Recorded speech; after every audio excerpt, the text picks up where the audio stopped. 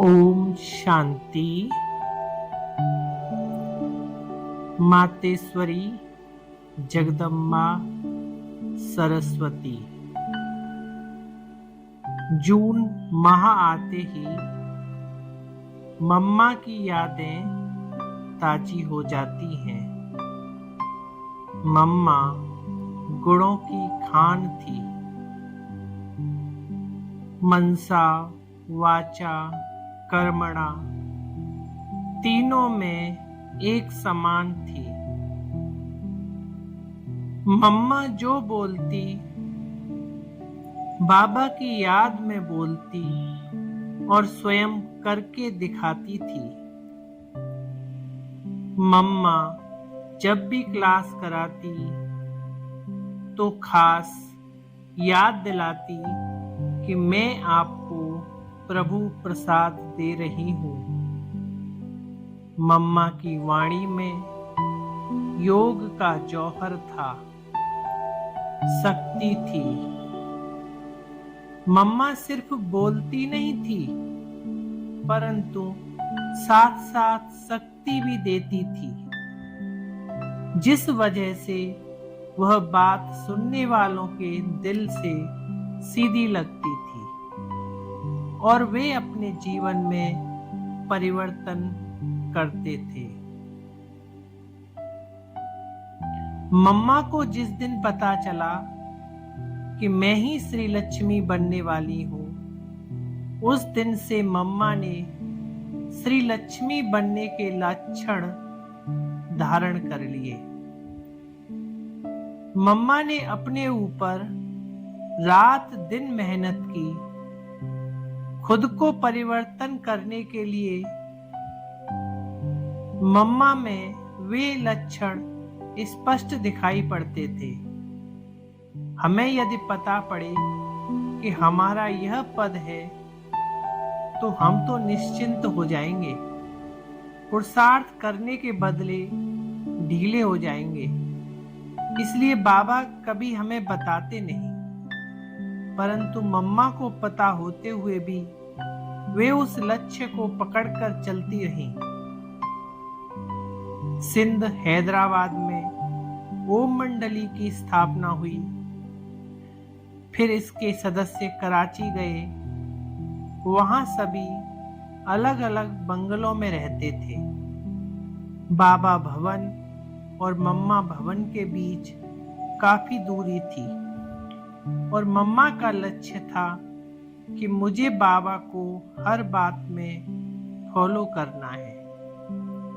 बाबा भवन में रहने वाली ब्रजेंद्रा दादी जी से मम्मा ने कहा कि रात में बाबा के विश्राम पर जाने के बाद आप मम्मा भवन में आकर बाबा की सारी दिनचर्या सुनाना कि बाबा ने क्या क्या बोला, क्या क्या किया, ताकि मैं बाबा को फॉलो कर सकूं।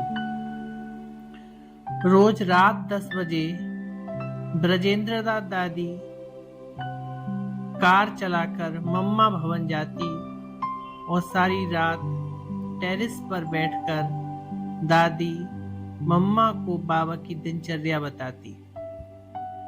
मम्मा प्रश्न पूछती और ब्रजेंद्र दादी जवाब देती जाती। जब सुबह का गीत बजता, जाग सजनिया जाग, तब दादी लौटती कि अब बाबा उठ गए हैं। जब तक बाबा कराची में क्लिंटन पर रहे, तब तक हर रोज दादी मम्मा को बाबा की दिनचर्या सुनाती रही और मम्मा वैसे ही बाबा को फॉलो करती रही। इस तरह मम्मा ने स्वयं पर इतनी मेहनत की, इस कारण मम्मा बनी। मम्मा ने थोड़े समय में अपनी ऊंची स्थिति प्राप्त कर ली। मम्मा चांदनी में बैठकर सारी रात तपस्या करती थी। गंभीरता की मूर्त थी। जितनी आवश्यकता है उतना ही बोलती थी। जिस बात से फायदा है उसे ही सुनती थी। किसी की हिम्मत नहीं होती थी कि कोई मम्मा से व्यर्थ बातें करे। मम्मा का अपनी कर्मेंद्रियों पर पूरा कंट्रोल था। तपस्या करके, अशरीरी बन के यह कंट्रोल हासिल किया था। ब्रह्मा कुमारी संतोष दीदी, जो वर्तमान समय सायन मुंबई में सेवारत है, वे अपना अनुभव सुनाते हुए कहती हैं, मेरा अलौकिक जन्म मम्मा से हुआ।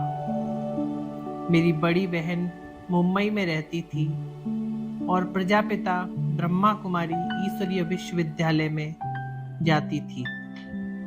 मैं छुट्टियों में हमेशा उनके घर जाया करती थी।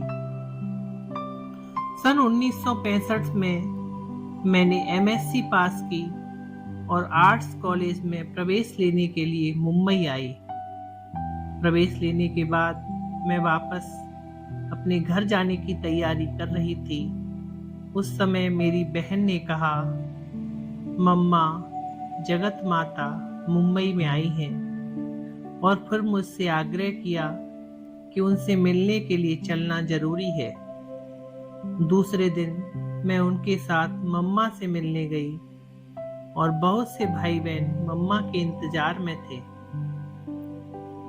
मैंने देखा कि जो भी अंदर जाता और जब वह बाहर निकलता तो उसका चेहरा ही बदला हुआ होता। इतना खुश, इतना निश्चिंत दिखाई पड़ता था। मेरी उत्सुकता बढ़ती गई कि मैं भी जाकर देखूं तो सही। हमारा नंबर आया और हम अंदर गए। मम्मा कुर्सी पर बैठी हुई थी। मम्मा को देखते ही ऐसा लगा जैसे कोई देवी माँ स्वर्ग से नीचे उतरी हुई है। इतनी शांत, इतनी प्रसन्न। मम्मा से बहुत शक्तिशाली वाइब्रेशन आ रहे थे। मैं जाकर मम्मा के सामने खड़ी हो गई और मम्मा को देखती रही। लौकिक बहन ने मम्मा से मेरा परिचय कराया। मम्मा ने पूछा, आपका नाम क्या है? उनके ये बोल मुझे अमृत जैसे लगे। मैंने कहा, संतोष। पूछा, आपको संतोष है? मैंने कभी जीवन में भी सोचा ही नहीं था कि संतोष भी कोई गुण होता है। मेरे लिए तो बस एक नाम था। मैं चुप खड़ी रही। फिर मम्मा ने पूछा, आपको संतोष है? मैंने ना में सिर हिलाया। मम्मा ने पूछा, तुझे पता है संतोष देने वाला कौन है? यह मालूम होना चाहिए। मम्मा ने मुझे थोड़ा बाबा का परिचय दिया, समझाया और 7 दिन का कोर्स करने के लिए कहा। मम्मा को देखने के बाद मुझ पर मम्मा की ऐसी छाप लगी कि मन में संकल्प आया, यदि बनना है तो मम्मा जैसा बनना है।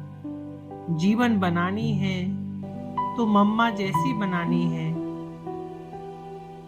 मम्मा इतनी मधुरता से, इतने प्यार से बोल रही थी कि वे सारी बातें मेरे अंदर जा रही थी।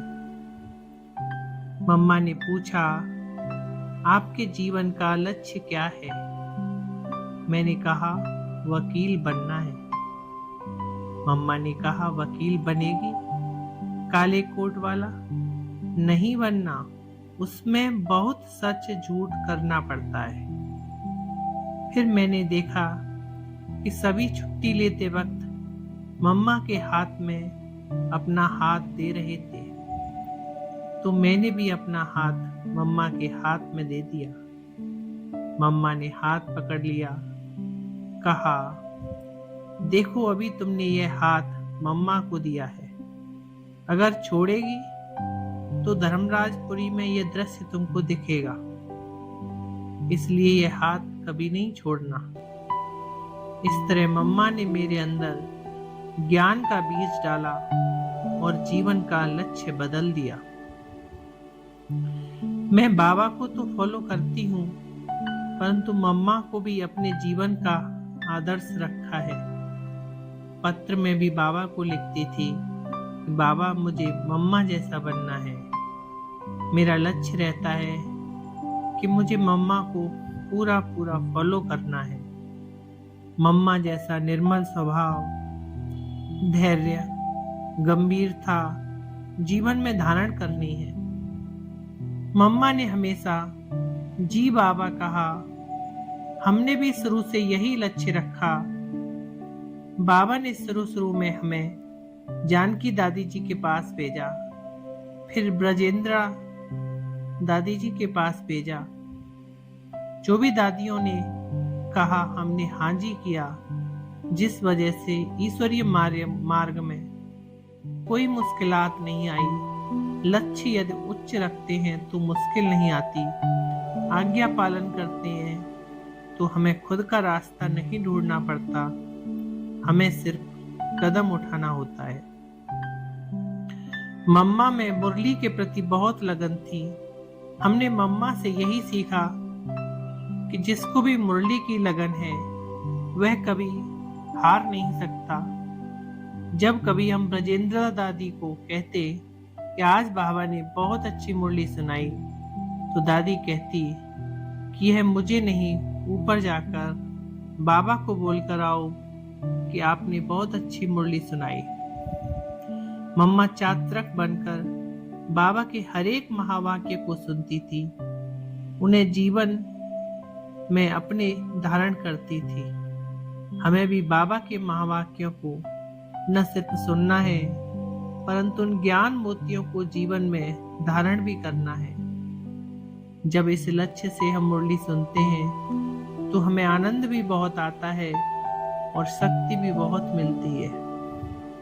ऐसी कोई बात नहीं जिसका मार्गदर्शन बाबा ने मुरली में न दिया हो। हमें क्या क्या करना है वह सब कुछ बाबा ने मुरलियों में बताया हुआ है। मम्मा ने जीवन का लक्ष्य पक्का रखा, वैसे हमारे भी जीवन का लक्ष्य पक्का है, तो हम कभी भी भटक नहीं सकते। धरत पड़िए धर्म न छोड़िए, कुछ भी हो जाए हमें हमारे ईश्वरीय नियम मर्यादाओं को नहीं छोड़ना। मम्मा ने सभी कर्म प्रैक्टिकल करके दिखाए। ब्रजेंद्र दादी ने एक बार बताया कि कोई ऑफिसर इंक्वायरी करने आया था। उससे बाबा बात कर रहे थे कि देखो इन कन्याओं माताओं को मैं क्या देता हूँ, न अच्छे कपड़े न कोई गहने, फिर भी ये क्यों आई हैं? जरूर इन्हें यहाँ कुछ प्राप्ति हो रही होगी। ये बात जब मम्मा और ब्रजेंद्र दादी ने सुनी तो दोनों ने तुरंत अपने गहने उतार दिए। फिर उन्हें देख एक एक करके सभी बहनों ने गहने उतार दिए। इस बात की धारणा में मम्मा नंबर 1 रही। दूसरा करे तब मैं करूं, ऐसा नहीं सोचा। मम्मा ने दृढ़ता और शक्ति के आधार पर सभी को प्रेम से चलाया। किसी के भी अवगुण अपने चित्त पर नहीं रखे, परंतु सदैव मां बनकर माफ किया। अच्छा, ओम शांति।